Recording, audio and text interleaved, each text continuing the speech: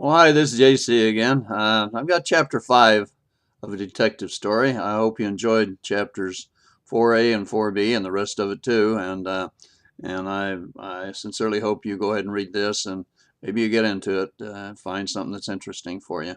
Anyhow, without further ado, I'll start it. Uh, the phone rang at 2 o'clock in the morning. Billy was deep in sleep, and it took a dozen rings to waken him. "Hello," he finally said, sleepily. "Hello," said a very quiet voice. "What time is it?" asked Billy. "2." "Hello, who is this?" asked Billy. "I called you before. You hung up on me," the voice said, "at the station." "I remember. I didn't hang up on you. I just put you on hold." "So you could trace the call?" said the voice. "Maybe I'd better go." "No, hold on. What did you want to tell me?" asked Billy. "Who are you?" "I can't say," said the voice. "It has to be a secret." "What has to be a secret?" asked Billy. "Everything," said the voice. "What can I call you?" asked Billy. "I need a name to call you so I don't have to just say hey." "Just say hey." "All right, hey," said Billy. "What do you want to tell me?" "It has to be a secret. You have to promise me that you will never tell anyone about me or what I do." "What do you do?" asked Billy. "I can tell you who killed the mayor." "You know who killed the mayor?" "Not yet, but I can find out and tell you," said the voice. "How'll you find out?" asked Billy. "First, you have to promise," said the voice. "Promise what?" asked Billy. Billy was getting aggravated, and it was becoming obvious in the tone of his voice. The voice noticed and said so. "Why are you sounding grouchy?" he asked. "Look," Billy said testily, "are you going to tell me anything or not?" Billy heard a click, and the line went dead. Billy lay there for some time, staring at the ceiling and thinking about what had just transpired. He remembered what had been said, but none of it made any sense. He finally dropped off to sleep. In the morning, he thought about the conversation he had the night before. He shaved, had coffee, and went to work. When he got to work, Anne was at her desk. No one else was in the room. Anne looked around and, after seeing the two of them were alone, told Billy, "When someone comes back in the office, you apologize to me and sound like you mean it." "For what?" asked Billy. "So we can be friends again," Anne answered. Just then the door to the men's room opened and the sheriff and Charlie Ford came out. Billy was still standing in front of Anne's desk, and taking the cue, he said pleadingly, "Please, I'm sorry. How about giving a fellow officer another chance?" Anne looked around at the other officers and, obviously embarrassed, said, "Well, all right, let's forget it." Charlie Ford said, "What's that all about?" Billy said, "It's personal, never mind." Charlie looked at the sheriff quizzically, and the sheriff laughed and said, "I think Billy got spanked." And they both laughed. 2 nights later, Billy's phone rang. It was Anne. She sounded flustered, very upset. "Did you say anything about our conversation to anyone?" "No, I told you I wouldn't," Billy answered. "Why? Has something happened?" "My car got totaled last night. It was right in front of my house and someone smashed into it. It's a total wreck." Billy remembered what Anne had said about not telling anyone about the call he got, and that the caller had told Anne that something really bad would happen if she told anyone about him. "Okay," said Anne, "let's just forget it, and I won't ever mention it to you again." "The guy called me again in the middle of the night a couple of nights ago," Billy said. "I don't want to hear about it," said Anne, and she hung up the phone. The next day, Anne reported the incident to the sheriff and her insurance company. Anne, the sheriff, and the insurance investigator went to Anne's house and inspected the car. It was a total mess. Whoever did this had done a very thorough job of it. There wasn't much that could be repaired. The insurance investigator said it looked like a total wreck to him. There was nothing there that gave any indication as to who had done this. No clues were found, and no one heard. No one heard anything unusual the night before. It seemed like when a crime was committed in Tulla City, no one ever heard anything. It looked like another mystery. The next day, Ann bought a like-new used car. Mel Vernon posted a notice on the bulletin board of the sheriff's office. It read, "Come one, come all, to partake of the best barbecue in Tulla City. Eats, drinks, and what have you." Then it gave Mel's address and a date and time. Mel said, "I expect every one of you to be there." Ann and Billy said at the same time, "I'll be there." The sheriff and Tom also agreed to come. It was, of course, understood that Charlie would be there. The barbecue was on Sunday, and the sheriff closed the office for the day with a notice on the door that, and on the answering machine, that in case of an emergency, he would be at Mel's number. The festivities began at around 11 o'clock Sunday morning in the backyard.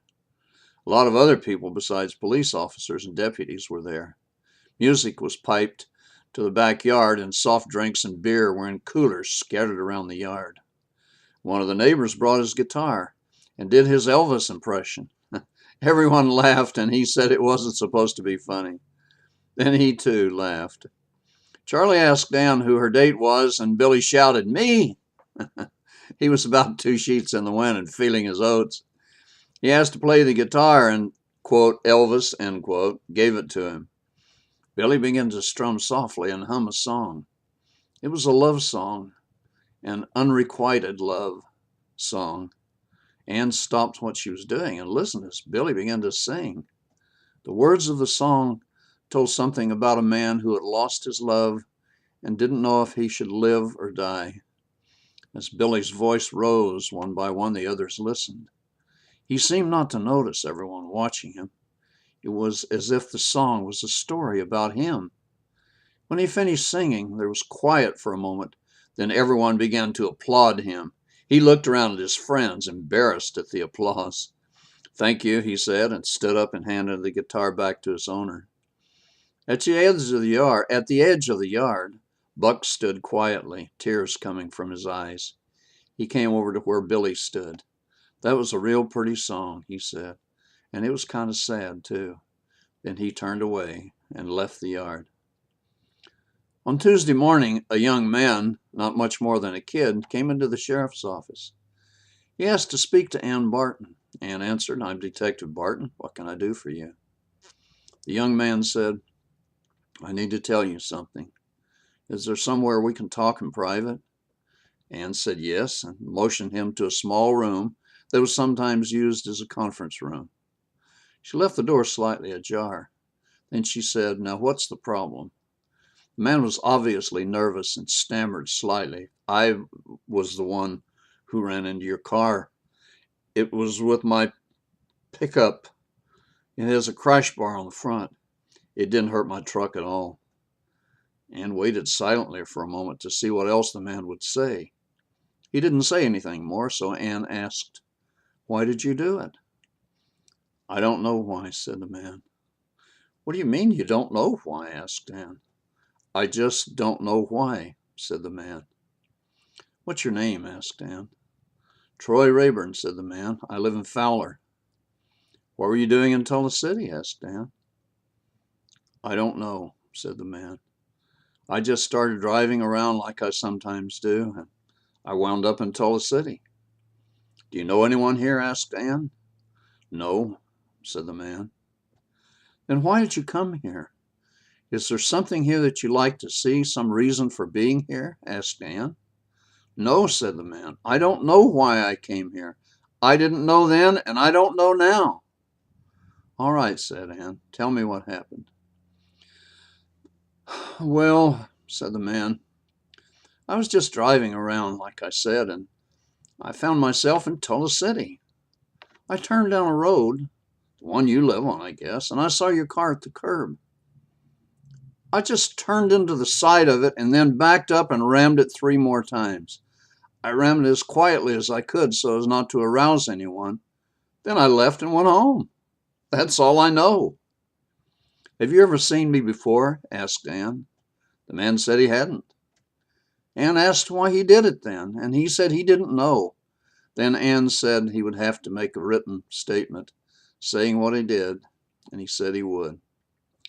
Then Ann said, Why did you come in and tell me about what you just did. I had no clue as to who did it. The man said, this morning I found a note under the windshield wiper blade on my truck. It said I should turn myself in.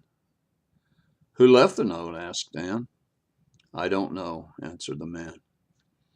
You don't know who left the note, but you just did what it said? Asked Ann, incredulously. Why would you do that? Who knew you wrecked my car? Who did you tell? I didn't tell anyone, said the man. No one at all. No one knew except me and whoever left the note under the windshield wiper. Whoever that was even knew it was your car. That's the truth. Maybe somebody saw the damage to your bumper, said Ann. There isn't any damage to my bumper. I told you. There's a chrome crash bar on it that goes all the way across the front of the pickup bumper. There are a couple of small scratches on it. That's all. All right, said Ann. I'll get someone in here to take your statement. Are you sure you're telling me everything? You know as much as I do, said the man. What are you going to do with me now? That'll be up to the judge, said Ann. You did turn yourself in. That might help some. Ann left the room. She said to Billy, Billy, I think you'd better take this man's statement. You might find it interesting. After Billy took a statement from Troy Rayburn, he booked the suspect into jail. After the booking, he stood for a moment in front of Ann's desk, looking at her. She returned his gaze, but neither of them spoke. Billy turned away and spoke to the sheriff. I think I'll make the rounds. I'll be back around noon. Then he left the station. The sheriff walked to Ann's desk and sat on the edge of it looking at her. After a few seconds, she looked up at him and said, What? He asked, What in the hell's going on between you and Billy? What do you mean, what's going on between me and Billy? Nothing's going on between me and Billy. Why do you ask? Don't try to bullshit me, detective, said the sheriff. I'm not blind and I'm not stupid. Something's going on between you two. And I haven't said anything about it before, but I think it's beginning to affect the station. I can't let that happen. If you want whatever it is to be a secret, you have to keep it out of the station and away from the job. If it's about business, then it's my business. If not, if it's personal, then keep it away from the job. Do you understand? Yes, sir, said Ann. I do, and I will.